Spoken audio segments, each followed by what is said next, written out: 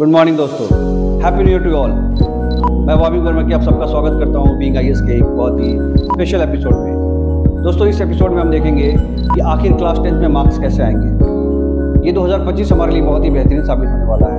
अगर जो भी क्लास 10th में जो बच्चे पढ़ रहे हैं या जिनके पेरेंट्स इस वीडियो को देख रहे हैं, वो अपने बच्चों को अगर ये सुपर प्लान हमारा जो 40 डेज का बना हुआ है, अगर इसको आप सक्सेसफुली परफॉर्म कर लेते हैं तो जितने भी परसेंटेज आपके आने वाले हैं उसमें आपका इजाफा होने वाला है।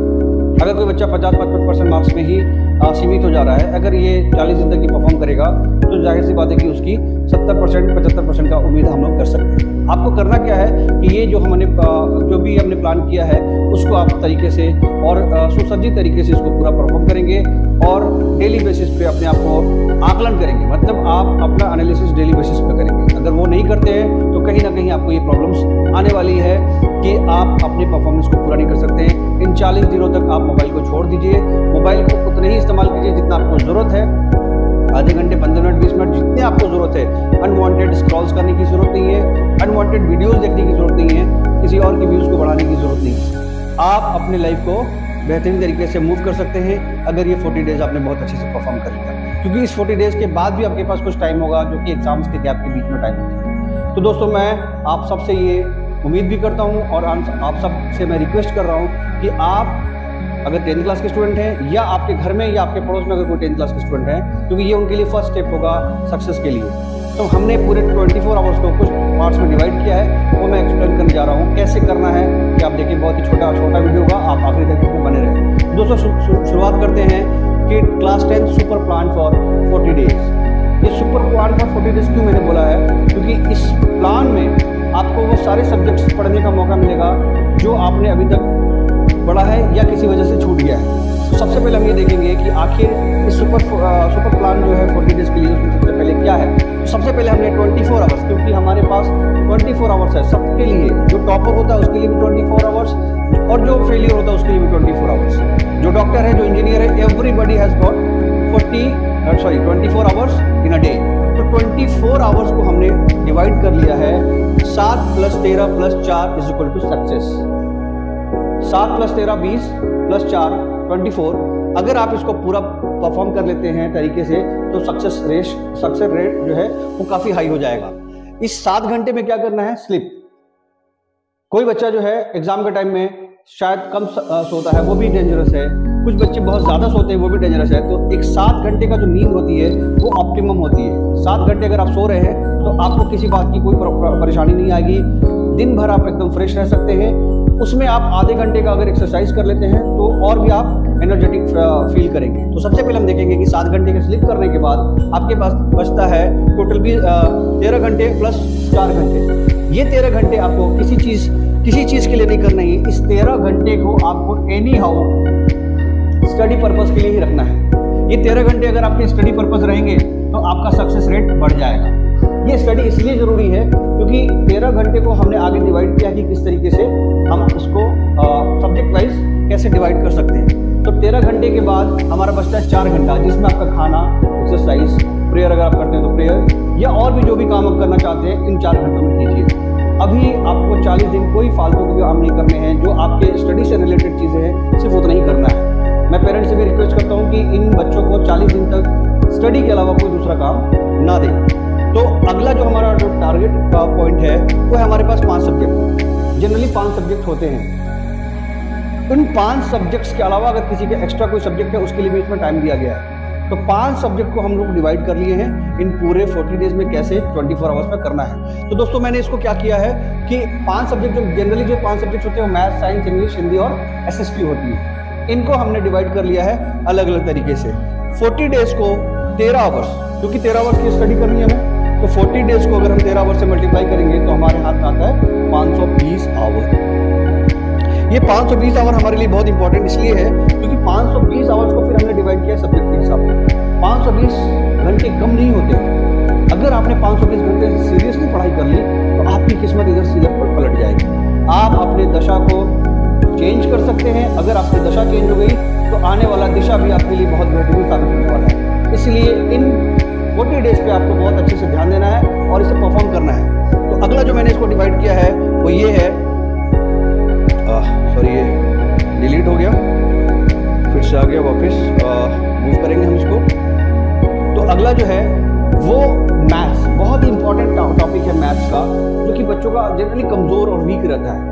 तो 14 चैप्टर ही टोटल आर एस अग्रवाल के अगर हिसाब से देखा जाए तो 14 चैप्टर्स को आपको डिवाइड कर लेना इन 150 घंटे में। ये 150 घंटा मैथ्स में अगर आप दे सकते हैं तो ये आपके लिए बहुत बेहतरीन होगा। अगर किसी को बहुत कम मैथमेटिक्स आ रहा है तो भी आप अगर 150 मार्क्स दे सकते हैं, तो अगर आप 55-60 मार्क्स के आसपास आ रहे हैं, 40-45 मार्क्स के आसपास आ रहे हैं, तो आपका वो मार्क्स बढ़ जाएगा, 60-70 मार्क्स के पास चला जाएगा।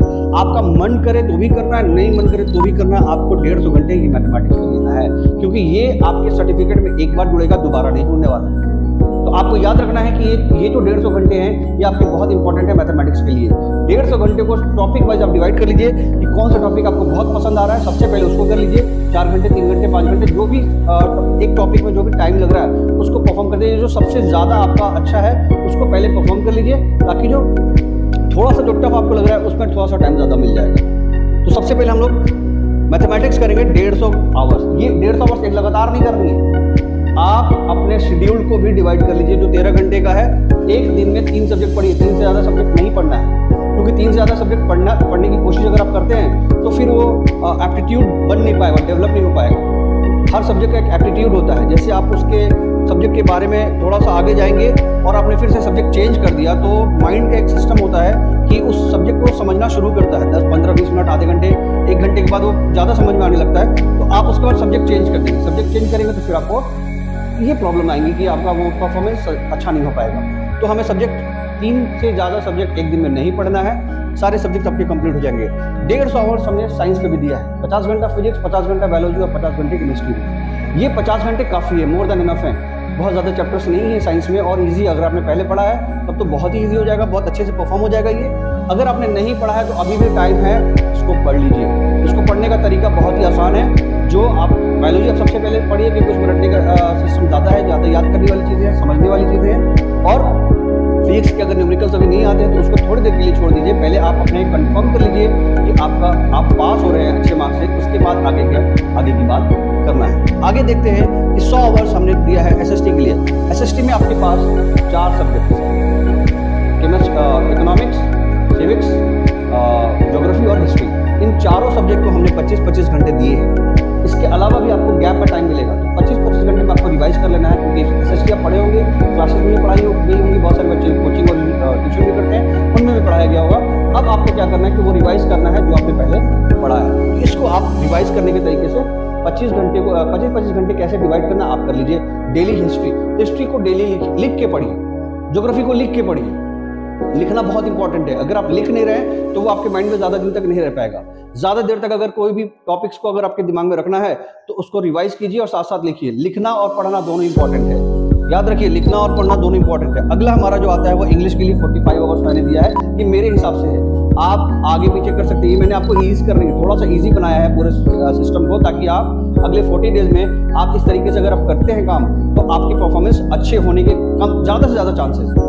तो मैं आप सबसे रिक्वेस्ट करता हूं कि इसको कंप्लीट कीजिए। और हिंदी के लिए हमने दिया है 25 घंटे। 25 घंटे पे हिंदी रिवाइज हो जाएगा, क्योंकि हिंदी के लिए आपको फिर से गैप मिल रहा है। दिस इज बिफोर 15 फरवरी, उसके पहले तक का ये आपका शेड्यूल है।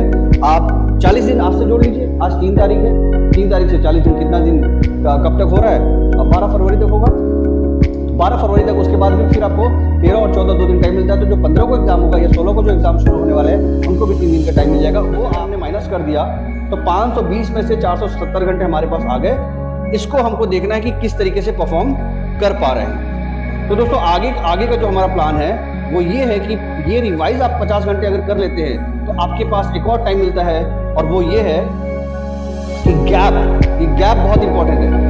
गैप अगर आपके पास है तो आप इस चीज़ को बहुत अच्छे से परफॉर्म कर सकते हैं। हर एग्जाम के बीच में 3 दिन, 4 दिन, 5 दिन का गैप होता है। तो ये एक बहुत ही बेहतरीन तरीके से हमने एक शेड्यूल बनाया है, जो कि 520 घंटे का शेड्यूल है। आप इस शेड्यूल को फॉलो करें। अगर आपको किसी भी तरीके की प्रॉब्लम आ रही है तो हमारे जो यूट्यूब चैनल है उस पर आप मैसेज करें, उसमें कमेंट करें। आप अगर कुछ और भी जानना चाहते हैं किसी सब्जेक्ट के बारे में तो हम ये बताएंगे आपको कि किस तरीके से इस पर मैक्सिमम परफॉर्म किया जा सकता है। हमारा जो चैनल है वो बेसिकली सिविल सर्विसेज के लिए है, लेकिन जो हमारा परफॉर्मेंस जो आता है वो आता है 6 से क्लास 10 तक। तो 10th क्लास के बच्चे अगर अच्छा कर पाएंगे तो उनका और मनोबल बढ़ेगा और वो सिविल सर्विसेज जाएंगे तो उनको ये बात ध्यान में रखना है कि अगर आपका आज अच्छा है तो आपका कल भी अच्छा होगा। आप आज अच्छा करने की कोशिश कीजिए, कल ऑटोमेटिक अच्छा हो जाएगा। तो 10th क्लास आपका पहला स्टेप है, पहली सीढ़ी है। इसको बेहतरीन तरीके से आप परफॉर्म करें। ये सारे जो शेड्यूल है इसको आप स्क्रीनशॉट करके देख सकते हैं, हमने बहुत अच्छे से इसको बता दिया है। आप अपने हिसाब से भी इसको बना सकते हैं। इसी के साथ मैं इस वीडियो को एंड करता हूं, और अगर आपको जरूरत होगी तो मैं फिर से वीडियो बनाऊंगा। आप सबको क्लास 10 के सारे एग्जाम्स बहुत इंपॉर्टेंट है आपके लाइफ के। देखिए, जितनी भी आप तैयारी करते हैं उसको अगर आप परफॉर्म कर लेते हैं तो वो सक्सेस में बदल जाएगा। तो very very best of luck to you, all of you, जो भी क्लास 10 के हैं। और अगर कोई पेरेंट अगर इस वीडियो को देख रहे हैं तो आप अपने बच्चों को या आपके जान पहचान का अगर कोई 10th क्लास का बच्चा है तो उनको परफॉर्म करने के लिए जरूर प्रेरित करें। धन्यवाद, आपका दिन शुभ हो।